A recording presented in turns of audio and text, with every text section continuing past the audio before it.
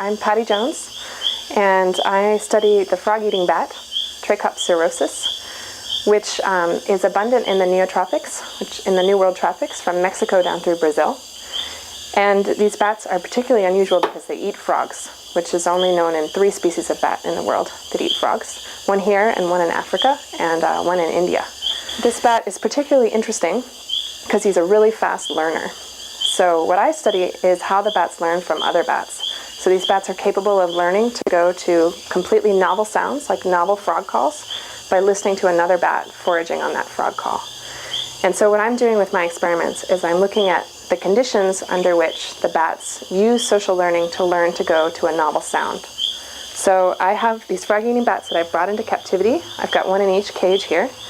And this female that I have over here I've had quite a while, and she's pretty tame, so I'll show her you guys. What I've done with her is I brought her into captivity, caught her in the field, brought her into captivity. In captivity, they like to eat frogs in the field. In captivity, we feed them fish. We feed them these bait fish that we buy from the fishermen, the local fishermen here, and cut up, which they like to eat pretty well. And what I did when I first got her is I played her frog calls from a speaker, and I put fish on top of the speaker, and she learned very quickly to go to that speaker and get fish and eat fish.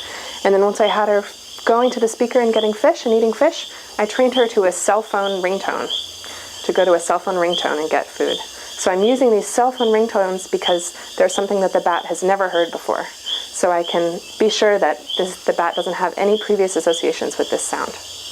Once I have a bat consistently going to this cell phone ringtone, then I present them with another bat who's going to a different cell phone sound, and I look at the conditions under which that first bat learns to go to this other novel sound that they've never heard before, that's being demonstrated by another individual bat.